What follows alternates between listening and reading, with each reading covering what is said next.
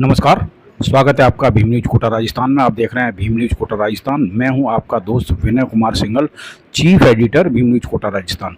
आज हमने केशोराय पाटन के विधायक श्रीमान CL प्रेमी साहब से लोकसभा चुनावों को लेकर सीधी बात की और उनसे उनका पक्ष जाना कि केशोराय पाटन क्षेत्र में आगामी लोकसभा चुनाव में क्या होने वाला है।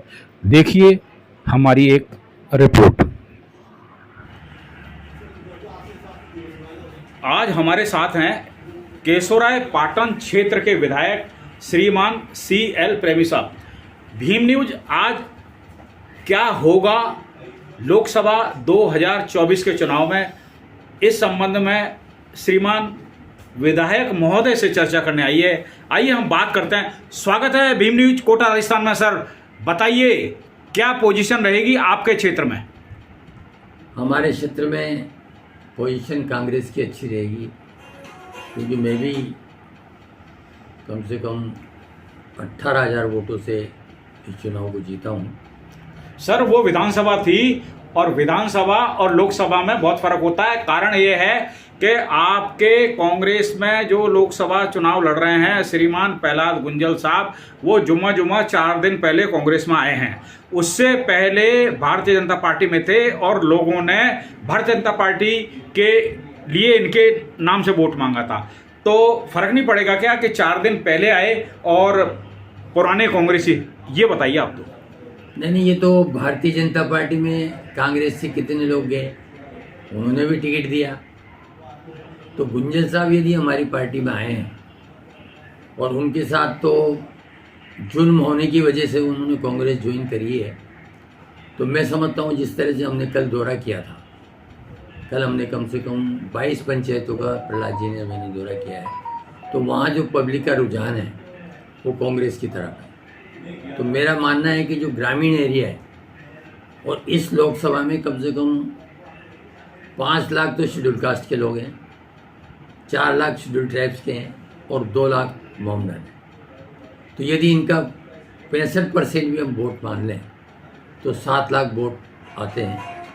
और मैं समझता हूँ कि 6 लाख वोटों से तो फिजा बदल जाती है।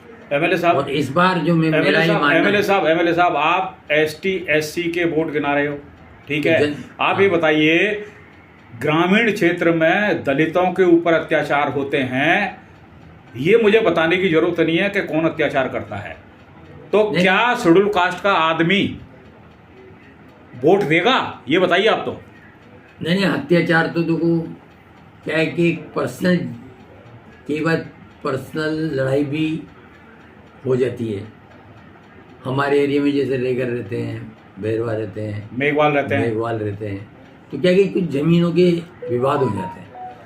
नहीं, आपका मतलब है कि कुछ वर्ग चाहता है कि इस वर्ग को जमीन से बेदखल कर दिया जाए, यानी अपनी रोजी रोटी कमाने के लिए यदि सरकार ने कोई सिवाई चेक लैंड इनको दी है तो उस पर यदि वो कास्ट करते हैं तो क्या परेशानी है, बताइए आप बताइए। क्या परेशानी तो नहीं होना चाहिए, और मैं तो इसका बहुत विरोधी हूँ कि इस तरह का जो कृत्य करता है निश्चित उनको इस बात की सज़ा मिलनी चाहिए। कोर्ट में केस होते हैं, थाने में भी हम फ़ोन करते हैं, कोशिश ये करते हैं कि SC की हम रक्षा करें। और संविधान में बाबा साहब जो हमें संविधान में अधिकार दे के गए हैं उसकी रक्षा होनी चाहिए। कोई भी आदमी हमारे आदमी पे जुल्म करता है तो मैं समझता हूँ कि मैं तो सही नहीं करूँगा, और कोशिश ये करूँगा, जैसे हमारे चांदा जी हैं तो वहाँ के एरिया में कई ऐसी घटनाएँ हुई है, लेकिन कभी भी चांदा जी ने इस तरह का पक्ष SC का लिया होगा, लेकिन उन्होंने कभी भी OBC का इस मामले में पक्ष नहीं लिया। और कभी भी मैंने ये नहीं सुना कि भाई उन्होंने उनको नहीं डांटा हो। वो इस मामले में बिल्कुल स्पष्ट विचारों के, और मैं गुंजल साहब से भी, क्योंकि मैं भी गुंजल साहब से 8-15 दिन से तो हम जुड़े हुए हैं, गुंजल साहब के भी ऐसे विचार नहीं है कि वो इस तरह की विचारधारा अपने दिमाग में रखते हैं। एमएलए साहब, मैंने कल एक कांग्रेस के लीडर से प्रश्न किया था कि भाई एक चीज़ बताइए, गुंजल साहब 40 साल बीजेपी में रहे, कांग्रेस में आ गए, क्या कोटा लोकसभा में कांग्रेस के पास कैंडिडेट नहीं था? कांग्रेस के पास मजबूत कैंडिडेट नहीं था उतारने के लिए, ये बताइए आप। नहीं तो कई जगह बीजेपी से, कांग्रेस से, नहीं, कई जगह से एमएलए साहब, कई जगह से मतलब नहीं है। भारतीय जनता पार्टी वाले तो ये चाहते हैं कि किसी भी तरह से हम 400 पार करें। आपका तो मतलब हमारे लोगों को ले जा रहे हैं और फिर ये भी कह रहे हैं कि जो आएगा वो धक्के खाते हुए हमारे आएगा, लेकिन उसको हम कोई वो नहीं देंगे। ये खुद फिर भी जा रहे हैं लोग।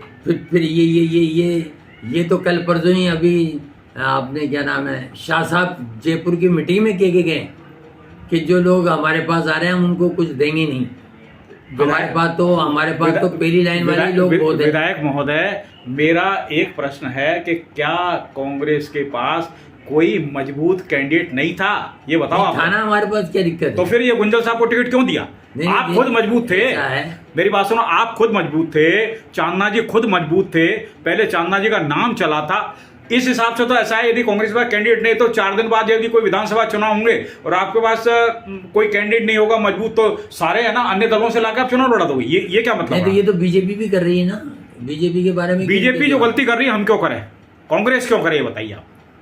नहीं, बीजेपी गलती करे वो तो आप लोग पत्रकार लोग स्वीकार कर लेते हो, लेकिन जब कांग्रेस गलती करती है तो आप लोग स्वीकार नहीं करते। अच्छा ठीक है, लोकसभा चुनाव की बात तो अलग रही, क्या आगे विधानसभा चुनाव में ऐसी गलती जो कि मेरे हिसाब से गलती है, आप कहते हो गलती नहीं है, जैसा कि अभी श्रीमान अमित शाह साहब ने जयपुर की मीटिंग में कहा था कि अन्य दलों से जो आएंगे वो आशाएं नहीं रखें, उसके बाद कहा उन्होंने कि वहाँ से अन्य दलों से आने वालों को हम कोई प्रेफरेंस नहीं देंगे, फर्स्ट लाइन में हम उन्हीं लोगों को रखेंगे जो हमारे हैं।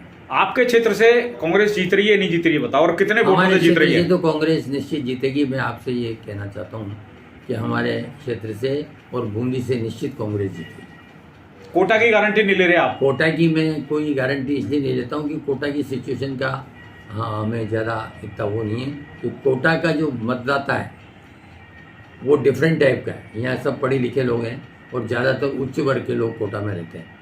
SC ST OBC तो SC ST तो रहती नहीं है, या तो OBC रहती है या राजपूत रहते हैं, बढ़िया। अपना ख्याल रखें, बने रहे हमारे साथ, देखते रहें भीम न्यूज कोटा राजस्थान।